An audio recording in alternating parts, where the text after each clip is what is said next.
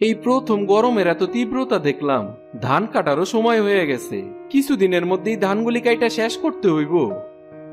ওমর ভাই, এই গরমের ভিতরে ধান কাটা কেমনে শেষ করমু? আর ধানগুলি বাড়িতেই বা নিয়ে যামু কেমনে? একটা না একটা ব্যবস্থা তো ঠিকই হয়ে যাইব। এত গরমের লেগে তো আমরা নিজেরাই দায়ী। আমরাই তো একটা গাছ কাইটা কোনোদিন আর একটা গাছ লাগানোর নাম মুখেও নেই না। একদম ঠিক কথা কইছো ওমর ভাই। তা তো না, আমরা খালি গাছই কাইটা যাইতাছি। এখন তো আর এইসব কথা কয়ে কোনো লাভ নাই। আমগো কর্মকাণ্ডের ফল আমগো নিজে ঘরেই ভোগ করতে হইব। এখন আর আফসোস করে কোনো লাভ হইব না। এই গরমে তো মাঠে বইসাও থাকা যাইতাছে না। চলো একটু ওই পাশে গাছের নিচে গিয়া বইসা আরাম করি। হ, তাই চল। গাছের নিচে বইসা একটু জিরে নেই, তারপর না হয় ধান কাটার ব্যবস্থা করমু।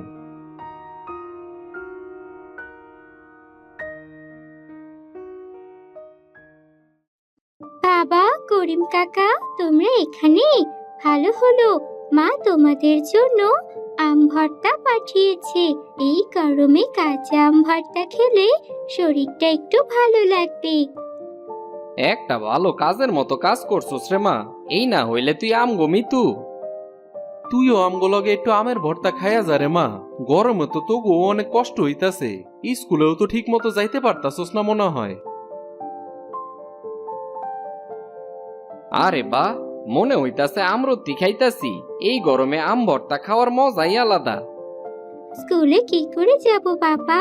এই গরমের জন্য আমাদের স্কুলে তো কেউ আসতেই চায় না। গরমে তো সবাই অস্থির হয়ে যাচ্ছে। কবে যে একটু স্বস্তির নিঃশ্বাস ফেলা যাইবো তা একমাত্র আল্লাহ তালাই ভালো জানে। অনেক তো গল্প করা হইল, এইবার ধান কাটা শুরু করতে হইব।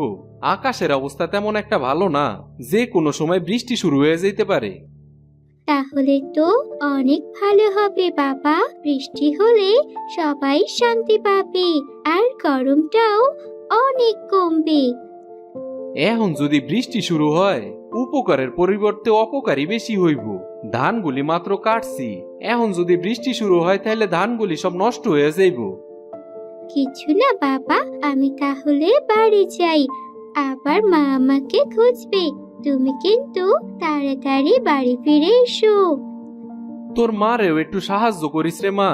এই গরমে রান্না করতেও তোর মার অনেক কষ্ট হয়, তুই একটু সাহায্য করলে তোর মায়ের কষ্টটাও একটু কমবো। মিতু রাস্তা দিয়ে বাড়ির থেকে আসতে থাকে। হঠাৎ একটা ছোট্ট গোলাপ গাছ দেখতে পায়। আমি তো যাওয়ার সময় এখানে কোনো গোলাপ গাছ দেখতে পেলাম না। এখন আবার রাস্তার ধারে এই গোলাপ গাছটা কোথা থেকে এলো? একটু পানি, কেউ আমাকে একটু পানি দাও। কতদিন ধরে গাছে কেউ পানি দেয় না। পানি, আহ, পানি। মনে হচ্ছে কেউ পানির কথা বলছে। দেখি তো আশেপাশে কোথাও থেকে কোনো পানি এই গাছের গোড়ায় দেওয়া যায় কিনা। নিশ্চয়ই আশেপাশে কেউ কোথায় বিপদে পড়েছে। আমি গো, আমি, দয়া করে আমার গোড়ায় একটু পানি দাও। এখনই তোমার জন্য পানি নিয়ে আসছি। তোমার কিছু হতে দেব না। পানির অভাবে প্রায় সব গাছের মৃত্যু অবস্থা। মিতু পুকুর থেকে পানি এনে গাছের গোড়ায় দিয়ে দেয়। তুমি আমাকে বাঁচালে, তোমার উপকার আমি শোধ করতে পারবো না। আর কিছুদিন এভাবে পানি ছাড়া থাকলে আমি না খেতে পেয়ে মরে যেতাম। খাবার তৈরি করার মতো পানিও নেই। আমি তাহলে যাই, মা আবার আমাকে খুঁজবে। অনেক কাজ আছে। তুমি তোমার সামনে যা গাছ দেখতে পাবে সব গাছে একটু করে পানি দিয়ে যাও। তাহলে দেখবে সব গাছেরা আমার মতো আবার প্রাণ ফিরে পাবে আর তোমার জন্য অনেক দোয়া করবে। ঠিক আছে, আমি আজ থেকে চেষ্টা করব সব গাছের গোড়ায় পানি দেওয়ার জন্য। তবে এখন যদি একটু বৃষ্টি হতো তাহলে আর আমার পানি দেওয়ার প্রয়োজন পড়তো না। কিছুদিনের মধ্যেই দেখবি বৃষ্টি হবে। যা গরম পড়েছে, বৃষ্টি না হলে কেউ আর বেঁচে থাকবে না এই পৃথিবীতে। পৃথিবীর মানুষের কাজের জন্যই আজ পৃথিবীর এমন অবস্থা। কোথাও তাকালে আর সবুজময় দেখা যায় না। গাছপালা তো এখন নেই বললেই চলে। তুমি তাহলে থাকো, আমি যাই। তুমি আমার উপকার করলে আর আমি তোমাকে কিছু দেব না, এটা তো হয় না। তুমি আমার কাছ থেকে একটা পাতা নিয়ে যাও, প্রয়োজনে কাজে লাগবে। না, তোমার শরীর থেকে একটা পাতা ছিঁড়লেও তুমি তো কষ্ট পাবে। তার কোনো দরকার নেই। আমাকে কিছু দিতে হবে না। কোনো কিছুর প্রয়োজন হলে একবার বলো কিন্তু। কত মিষ্টি মেয়েটা, এত ভালো মেয়ে আজকাল আর দেখাই যায় না। কেমন সবার উপকার করার চেষ্টা করে।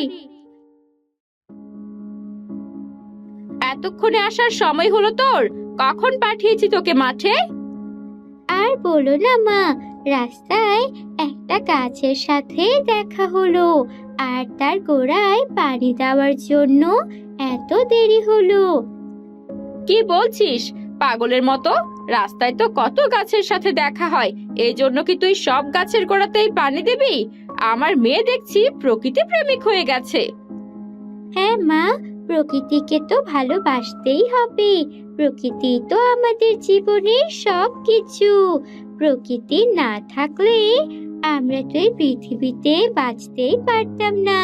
গাছপালা আছে বলেই আমরা বেঁচে আছি। তা তুই ঠিকই বলেছিস। নে এবার পড়তে বস, অনেক কাজ হয়েছে তোর। কিছুদিন ধরে স্কুলেও যাচ্ছিস না। তোর বাবার ধান কাটা কি হয়ে গেছে? না বাবা, গরমের জন্য তো ধান কাটতেই পারছে না। তুমি একটু শরবত করে রেখে দাও তো বাবার জন্য। শরবত খেয়ে একটু ক্লান্তিটা দূর করতে পারবে। আমাকে না বলে নিজের বাবার জন্য নিজেই শরবত করে নে। তোর বাবা কি তোকে এই শিক্ষা দিয়েছে? ভুল হয়ে গেছে। না, আমি এখনই করছি। শরবত করে তারপর পড়তে বসছি। পড়তে বস, আমি যা করার করছি। আমাকে কিছু বলে দিতে হবে না। আমি কি করব আর কি না করব সেটা আমি জানি। তোকে মাঠে পাঠাতেই সারাদিন কাটিয়ে ফেললি। তোমার জন্য আমি কি বাড়ি থেকেও বের হব না? তোমার জন্য এখন কোথাও ঘুরতেও যেতে পারি না। আচ্ছা, আমার কি আর সারাদিন ঘরে থাকতে ভালো লাগে? ওহ, তোর সাথে আর কথা বলে পারবো না। আমি যা বলেছি তাই কর। তা না করে তো উপায়ও নেই। তোমার কথা না শুনলে কি আর আমি এই বাড়িতে থাকতে পারবো?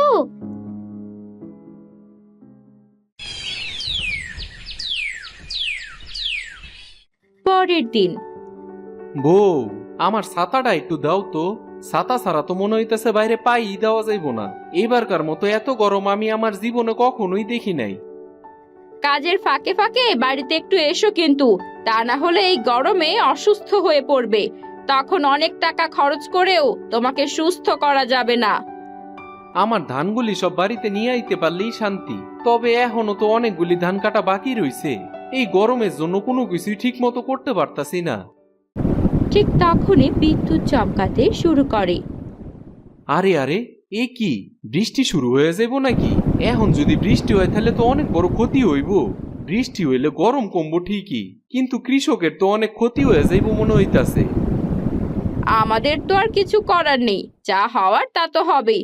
আর শুধু আমাদের ক্ষতি হবে না, ক্ষতি হলে সবার ক্ষতি হবে। আর এই ক্ষতি থেকে বের হতেও সময় লাগবে না। শোনো, সব এমনিতেই ঠিক হয়ে যাবে।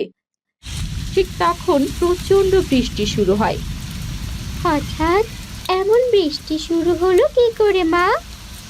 বৃষ্টি তো আসবেই, তবে হঠাৎ করেই বৃষ্টিটা শুরু হলো। বুঝতে পারছিলাম না এত গরমের মধ্যে বৃষ্টি হবে। এখন তো আর বৃষ্টি থামার অপেক্ষা করা ছাড়া আর কোনো উপায়ই নাই। এই তো কিছুক্ষণ আগেও রোদের লেগে বাইরিতে পারতাছিলাম না, এখন আবার বৃষ্টির লেগে বাইরিতে পারতাছি না। সবই উপরওয়ালার লীলা খেলা, আর এইটারই বলে গরমে হঠাৎ বৃষ্টি। একদম ঠিক বলেছ বাবা। এই বৃষ্টিতে আমি ভিজতে যাই, খুব ভালো লাগবে। একদম না, একদম বৃষ্টিতে ভিজবি না মিতু। অনেকদিন পর এই গরমে বৃষ্টি হলো। এই বৃষ্টিতে এখন এসিড আছে, তাই শরীরে যে কোনো ক্ষতি হতে পারে। তোর মা একদম ঠিক কথাই কইছে, জ্বর হইতে পারে, তাই এই বৃষ্টিতে না ভিজাই উত্তম।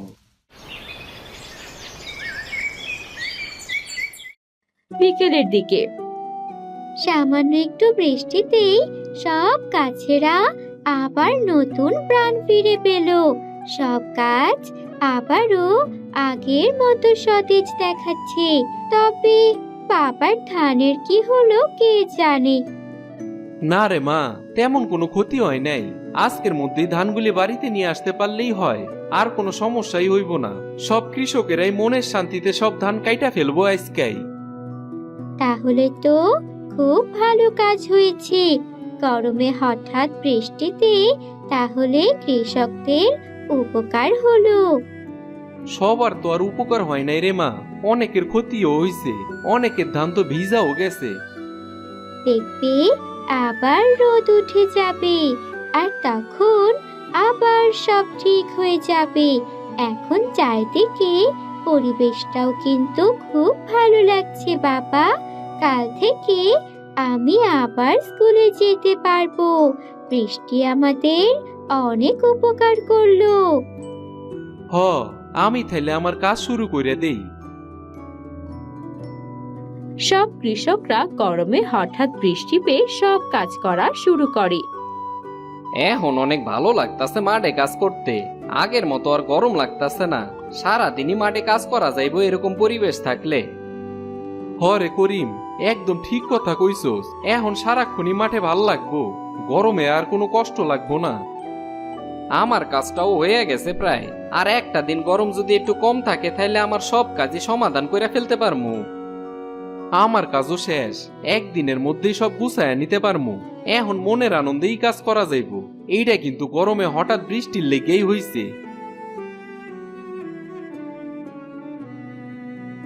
একটা কাজ করলে কেমন হয় কও তো ভাই? আমরা তো অনেক উপকৃত হইলাম। এইবার কিছু অসহায় মানুষ গড়ে উপকার করি চলো। যারা দিন আনি দিন খায় তাগো লেগে একবেলা খাওয়ার ব্যবস্থা করলে কেমন হয় কও তো ভাই? একদম ভালো কথা কইছস। আমরা তাইলে এই কাজটা করতে পারি। গ্রামের সবাইরই তাইলে এই বিষয়টা জানাইতে হইব। সবাই মিলা কাজটা করলে অনেক ভালো হইব। বৃষ্টি হওয়ার আনন্দে আমরা তো এইটুকু করতেই পারি, কি কস? পরের দিন গ্রামের সবাই মিলে সিদ্ধান্ত নেয়, তোমরা সবাই যখন সিদ্ধান্ত নিয়েই এসেছো, তাহলে আর আমার কোনো কিছু বলার নেই। তোমরা যা বলবে তাই হবে। তাইলে তো আর কোনো বাধাই রইল না।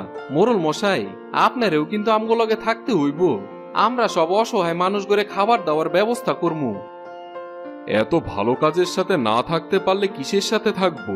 আমার তো খুব গর্ব হয় আমার গ্রামের কৃষকদের নিয়ে। যেমন তারা সত্য, তেমন নৈতিক আদর্শ। তোমরা সবকিছুর ব্যবস্থা করো, আমি সব সময় তোমাদের পাশেই আছি। কি মজা! বৃষ্টির আনন্দে আমাদের গ্রামে আয়োজন হতে চলেছে।